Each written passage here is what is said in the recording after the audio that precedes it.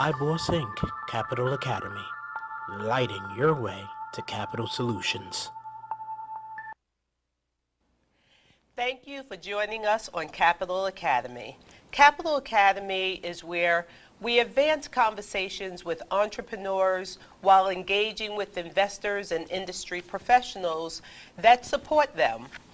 On Capital Academy, we're all about the early stage and startup company ecosystem, helping to bridge the gaps between know-how, best practices, and possibilities.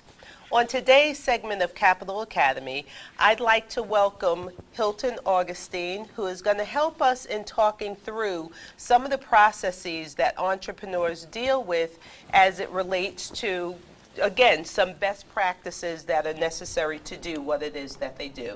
So Hilton, thank you so much for joining me today. Absolutely, my pleasure. And I'd love if you'd first start by just letting our listeners understand who you are, what you do, what your background is in this space. Okay, so typically I call myself a shark, Okay. and as everybody understands about the Shark Tank program, so that's where I model myself from, but the industry calls it angel investing.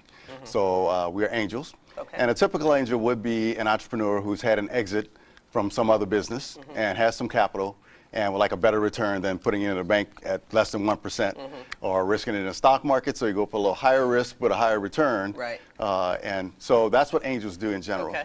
I was fortunate to have a successful business over the years.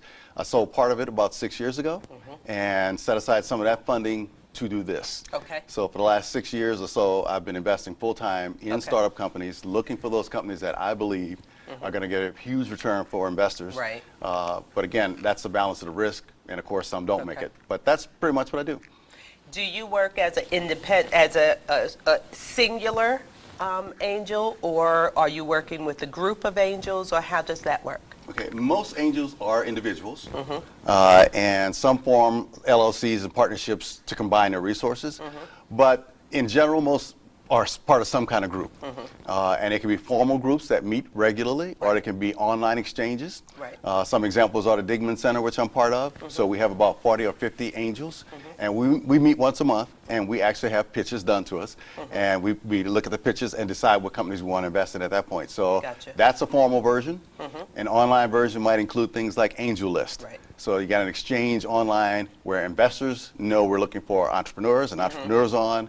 Everyone has a profile very much like LinkedIn. Right. But it's there solely for the purpose of connecting those investors with the entrepreneurs. Got you. Before we get started with this segment, because that's very interesting to me, when you are assessing companies that you see on the angel list and, a few of the others, Gus.com, Crunchbase, things of that nature, how do you work through that process of looking, assessing, and possibly connecting with companies? What jumps out for you to make you want to connect to the companies there? Right. Great question. So first of all, as an investor, you have to look at thousands of pitches. There are companies starting every day, and again, you see it with things like Shark Tank. So I use that as a reference a lot because people see it. So I have to literally look at thousands of companies. And what I like to do is look at the first summary paragraph to see what they identified as the problem they're going to solve, and quickly say how we're going to solve this. Gotcha. And so since I'm looking for disruptors, I'm looking for big problems. Now, there are other characteristics that might say, this is something totally new. Because if you presented Uber to me when it first started out, I would have said, that's not a problem. We have taxis. You can call your friend and bring you somewhere. So it didn't exist as a problem, but they said, we have something that's going to create a new industry. So I have to look at that as well. So you should be able to tell me that in that first paragraph as well. So if I get past that, then I'll start reading more details in that some executive summary. But that's a quick scan. That's if I see it online. Same thing happens when we see it in person. So if we're watching a pitch, that first part of the pitch, if you want to keep me engaged, you got to tell me I got a big enough problem and I'm going to solve it. Gotcha. And so a lot of theory is, and I know different people look for different things. Of course, the other side is people want to know, who are you in the beginning? Is that some part of what makes a difference for you, or is it truly, what's the problem, how are you solving it? Well, it becomes part of it. So we have a long list of due diligence items. including the team and their expertise, the board of advisors and things like that. So Right. all of it comes into play, but none of it matters if you don't have a big enough Gotcha. problem to solve. Gotcha. So We'll we take start there, Okay. and then we look at the components. Then let's see how they validate that problem. You could tell me right now there's a $2 trillion problem out there, Right. but how do you back that up? Right. And then how do you back up that solution? So now we're start talking about the team, the technology, all the resources that we come to bear that convinces me this is well worth my risk. Okay. Okay, so we've already started because Okay. I wanted us to talk about really that investor mindset. Right. You know, because you have so many entrepreneurs who are trying to raise capital. And, you know, you can read about, you can go through various pitches, you do all the pieces, but I think oftentimes for them to truly understand from an investor directly, what are the things you look about? What are you know, what are these things that you're learning in a book Right. or from reading posts? What is it that an investor really wants to see, feel, and hear? So I have a couple of questions. Who knows Absolutely. how many we'll get to? But some best practices for an entrepreneur to reach out to investors. And you can respond in any respect. Like Okay. just now we talked about some of the online platforms, but whether it's LinkedIn, whether it's them doing research on you and sending direct emails, what is, from your standpoint, some best practices for entrepreneurs to consider as they're trying to get the attention Right. for you? I personally like the formal channels. So whether it's Gust or Angel List or the Digman Center or any of the investor groups, because each one of them has some sort of pre-screening or at least some level of due diligence they have to go through first. Even if it's creating a profile online, it makes the entrepreneur go through a thought process. I have to fill in the blanks. I have to put in a business plan or whatever they do. More of the formal investment groups have a screening process where maybe some smaller group of members interview first, and then they present you to the whole body. So I prefer that method because we get more qualified candidates in front of me. I do get solicitations through LinkedIn and every other social media vehicle as well. So those, I will take a quick look and again, look at that summary. And if it catches my attention, I'll go further. But those are less likely because, like I said, they've not gone through any screening and it's usually going to be a waste of my time. So that's why I join the formal groups and the networks so that we can all benefit from screening and the process, as well as other entrepreneurs, other investors who have seen other companies or presented at other investment groups and things like that. They'll bring in companies as well. So now I have a pool of companies that at least, you've seen it on Shark Tank sometimes when people come in and they can't answer the basic questions, you know, and I was like, haven't you seen the show before? That's exactly right. So, and companies like yours, that's what you're helping entrepreneurs do, to go through the learning and the process, go through the stumbling that they have to do first, which everybody goes through, so that when you present to me, you're already telling me what I want to know. Gotcha. Does that mean that startup, coming out of concept or in concept, does that mean that a startup or early stage, a startup company, a concept company is going to have more, less, or doesn't make a difference of a challenge to get interest? See, now we're getting to the point where we talk about the differences between investors. And investors are as different as we are as people because that's who they are. So everyone has their own level of risk they're willing to take, the industries they feel comfortable investing in, how they feel personally about the management team. So we have our own biases and things like that as well. So at that point, I think it's important for the entrepreneur to do a little research on the investors. It's hard when it's a whole group, obviously. But that's also your best shot, right? Because I'm looking at 50 people, chances are, you know, somebody's going to like what I'm doing, and hopefully a group of them. But outside of that, for the entrepreneur to understand what kind of disruptors am I looking for? And you mentioned how early a stage from concept and things like that. I've invested from no product and only a concept through actual running revenues and dominated a market and only looking to expand in other markets. And again, I was confident in doing that because of my background in technology.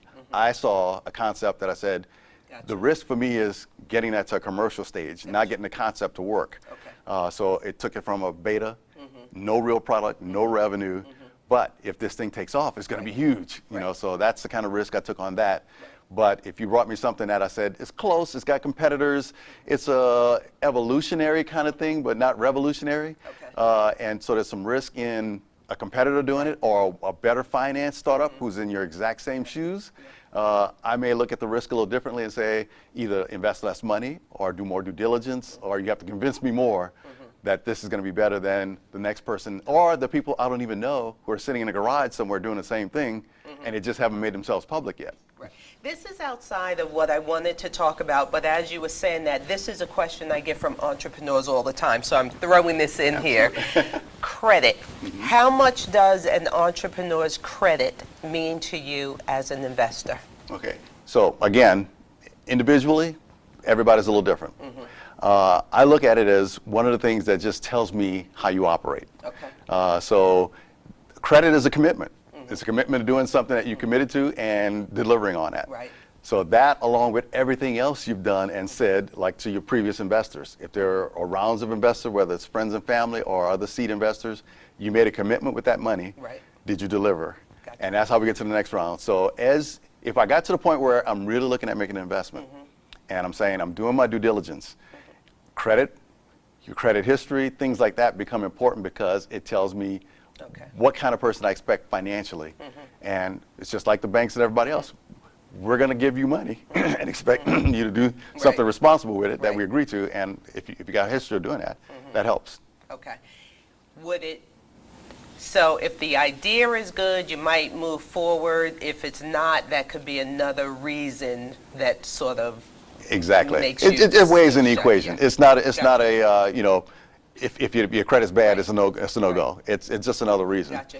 Would you look for them to put some kind of financial management in place in order to compensate for what it is? Absolutely. Okay. Yeah, and some companies need very little attention. So you invest the money in them, and they have a good management team. Right. You get a weekly or monthly report from them, so you see things going along. Some are at different stages, and sometimes the entrepreneur does not have financial management training. Right. They've never done this before. Exactly. So they take a little bit more of my time and other investors' time to say, let's come in every week, let's look at things, let's look at how we're doing the accounting, bring in some additional help if we need. So yeah, if everything else is good and you only got one problem, we want to fix that because it's still worth it for an investor to look at that. That's just another part of the game. So that's it for you guys relative to entrepreneurs' credit, which I call it. Okay. So going back to the investor mindset, how important is it for, and you kind of touched on this a little bit already, how important is it for your expectation for the entrepreneurs to have done some research on you before they reach out? So it's always a difficult situation for them because as an entrepreneur, you have to go out all the time marketing. So there's a lot of people you have to. So at some extent, yeah, I expect that you at least looked at the group I'm involved in to see what kinds of investments they make, or look at the individual and ask them. You know, I'm online. Every investor has a profile on Gust or any one of those, so they should at least be able to say, "Oh, I see you invest in these areas." I list all the investments I've made, so you can look at that and say, "I see you've invested in this industry. This is where I am." So if you come to me with, you know, I'm a fisherman off the shore of, you know, somewhere, and I don't know anything about fishing, it's just hard for me to invest in the fishing business. Right. I mean, I have that conversation with them oftentimes also. In anything, know your customer, right? So even if you're looking for an investor, know who invests in what you do before you start spinning your wheels. Exactly. And reaching out. Because you're wasting both parties' time. Exactly. Right. Okay. Well, you might only be wasting your time, right? Because the investor may never look. It's like, I don't do that. Yeah. But yeah. Can you talk about time? The time from I'm an entrepreneur, I send you my package, so from you initially taking a look to a potential, if it's going to be positive, to a potential close, what is the time horizon that an entrepreneur might expect to sort of go through the full process again of there's some level of interest. Now I'm starting to provide you with all the documentation through due diligence and close. What Right. kind of time horizon could they be looking at? For me, it could be anywhere from a month to 2 months. Okay. And that depends on how much other due diligence I'm involved in at the time. But if nothing else were going on, and this was the only company we're focused on, it could be about a month. Gotcha. So That's short. That's it a very is, short and this is where time. angels Great. come. As an individual, I can operate that way, Right. as opposed to the next level of funding, which comes Right. from venture capital or any institutional kind of money. Right. They have processes and committees and reviews and stuff like that. So I may run it across another one of my investor friends. What do you think about this? Have you heard about this? Those kinds of things. And the rest of the due diligence I can do, that is checking into their backgrounds, the corporate history, financial stuff, are they registered with the state, all the dot the I's, cross the T's kinds of things. I, along with my lawyer, can look at those kinds of things and get it done fairly quickly. Lawyer? Okay, you just threw something in there. Point, we'll take it. So again, as an investor, Yeah. I'm risking my own capital. And some people, they get started and they don't dot the I's across the T's. They may not even be a corporation yet, believe it or not. Or be registered to do business in the states they're doing business in, or trademarks and all those kinds of things. So I see a lot of that too, yeah. exactly. And again, no fault of their own, because somebody has to know. tell them. Yeah. Yeah. And if they get to me before they have that experience or the training, Right. then I have to at least identify it and say, until you get this straight, Right. I can't even do business with you, because I'm at risk Right. when somebody says, we're going to pull a plug on your business. So those are the kinds of things where, again, as I'm doing due diligence, Right. if I find these kinds of things, we have to remedy these first, good idea or not. Right, right. And one example being a company that didn't have the IP. So they said, we have this technology, but they were getting it from another company, but it had not transferred yet. So a resolution was to put the investment in escrow and wait till that IP came into the company, then you can use that investment. But Gotcha. my money was protected Right. until you were the company you claim to be. Gotcha. All right, so timing, because on that story, what's interesting is, because of what I do, when people hear helping them to raise capital, the immediate thing is, well, I need this in, 10 minutes. Right. I'm like, no, it takes longer than that. But okay, so that's time frame. What happens when an investor goes dark? Yeah. So the two periods of darkness, as I put it, so as I start doing my due diligence, you may not hear from me unless I got a question, Okay. which is a positive thing for you, by the way. So Great. if I'm still Okay. asking questions, I'm Right. still engaged, I'm still Gotcha. involved, I'm still looking to get an answer. Okay. And by the way, because we have so many, we're always trying to, this is not going to work. I want to get that out of the way. Okay. So if I haven't done that yet, we're still in the game. Okay. Now, so that might be a dark period. You might worry and say, check, but it's not a concern at that time. Okay. I'm doing my work. Okay. If we're engaged along the way and we get to a point where we kind of got a deal and we know what we're going to do, and I go dark at this point, I would be concerned. Okay. And it could be something else caught my interest, something else got busy with. I reallocated the resources somewhere else. But the entrepreneur, whenever you have communications, and this is typical in any industry and any business, your communication should be, when is our next communication? Right. Right. What's the next steps? When is the next time you want to hear from me? Those kinds of things, so that they actually have something that they can check on. Right. And then if that milestone is missed and you get no response, it's probably not going to happen. The deal's probably gone. So when there's no response, you can, there's no interest. It's Right. not like when you're trying to sell your widget that you keep calling for 12 Right. times. And they'll eventually, you'll get break a them sale. down. Exactly. Right. Like with Yeah. investments, you get it once there's no longer communication. Now this is like the goose that laid the golden egg. If you convince me that there's a goose and it's laying golden eggs, Right. I'm going to be engaged and want to close. I want a Gotcha. piece of that goose Right. that's laying the golden egg. Right. If I'm walking away from it, Okay. so Right. Is there anything that you can convey to entrepreneurs looking to raise capital, early stage startup companies, the mindset of the investors that they are trying to reach? Is there any comments that you can make to them as we're coming to a close of this segment? I think the most important thing for entrepreneurs to understand is that this is a person So you got all the things that go along with human person you're addressing. So make sure you're aware of that. And it's not a company or an institution. That person has risk assessments that they want to put in this, and we want to make money. It's the bottom line. Here's my Mr. Wonderful coming out. Right. I want to make money. So yes. No matter what you say in your pitch, the whole thing better wrap around how do I turn my investment in you into 10, 20, 100 times that investment. Gotcha. Because most of the companies I invest in are not going to make it. Gotcha. Because of the level of risk and the early stage that they're in. So the ones or two that's going to make it, that you're convincing me you are, wrap it up and show me how I'm going to make that money. Gotcha. So that's the important thing to remember. I'm an investor first, and I want to make sure I make money, so focus on that. Gotcha. I think that's very important, what you just said right there, that they, at the end of the day, they do have to understand how they have to convey to you that they'll help your money make money. Exactly. Great. Hilton, thank you so much. It's been a pleasure. I appreciate being here. Absolutely.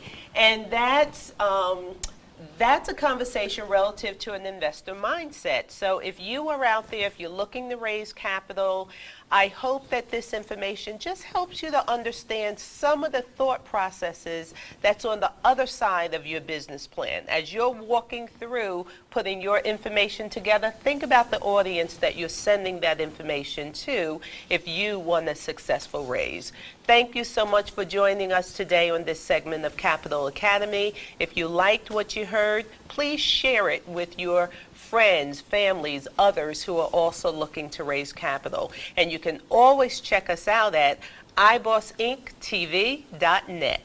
Look to see you next time.